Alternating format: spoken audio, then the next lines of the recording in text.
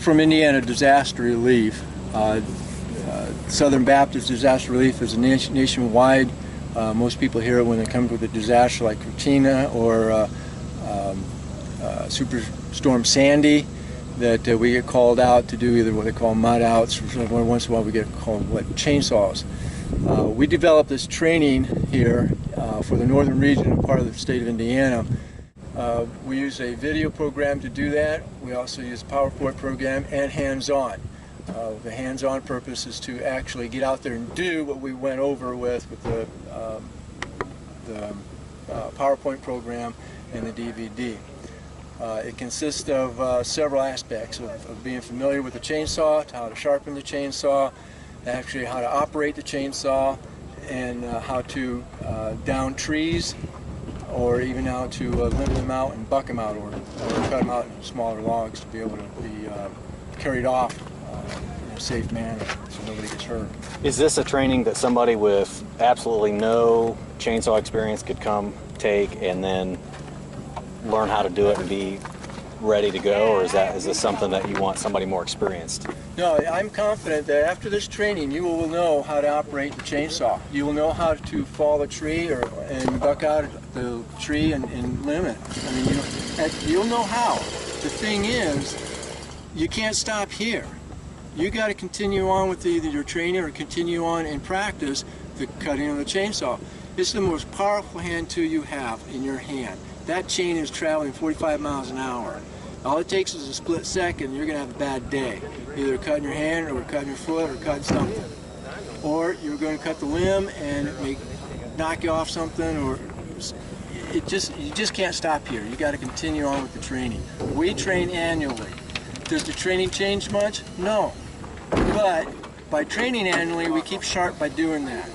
We keep the people on their toes. If there's anything new, I'll bring up and bring it to them. But you can't stop here. You got to have continuous training. Just to kind of go over what the phases of the class are, and tell me about how long it typically is.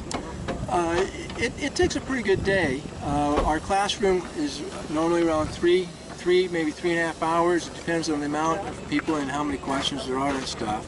But that consists of the PowerPoint program and the DVD.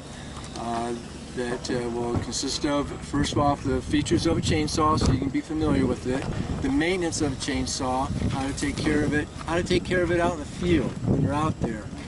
It also shows you the proper way of sharpening a chainsaw, and then it shows you the proper way of bucking out and limbing a log, and then it also shows you how to down a tree or fall a tree.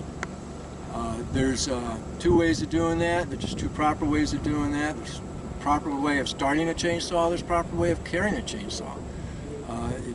You don't get on a ladder with the chainsaw. You don't cut above your head with the chainsaw.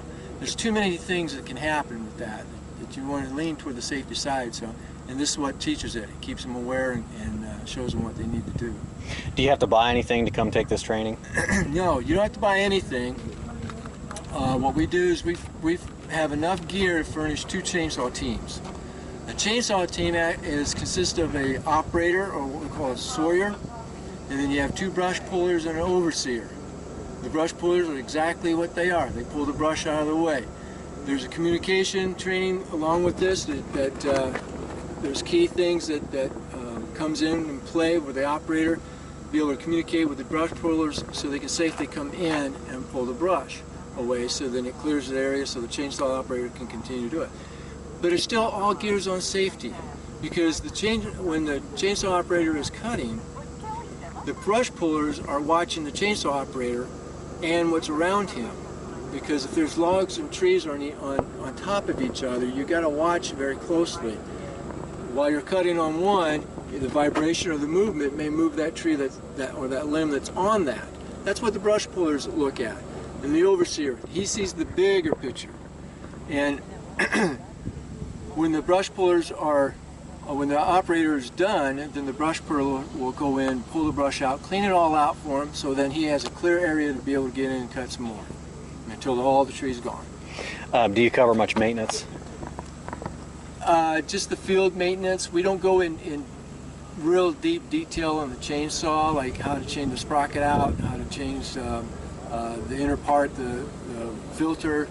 They're not hard to do, but that's not what this part's about. Maybe we'll branch off and do that later, but that's something that needs to be done at home or in a shop where you can have out in the field that just won't have time to do it. It's something that needs to be done at the shop. What would you say to guys that said, hey, I've been running a chainsaw for 30 years. I know how to run, I know how to do that. What do you say to them? I tell them that's great. We're just going to show you a different way, possibly a different way of doing it. Have you ever run a chainsaw before? Very briefly. Very briefly, okay. So is it worthwhile to do this today? Yes, it is. What did you learn today? It's different than what you knew before. I didn't know how to use the wedges before. What do you think of the training? Well, I really appreciated learning them. I'm not the only one that's ever jammed my chainsaw, how to get out of it. Don't go buy me a wedge to help on that situation, but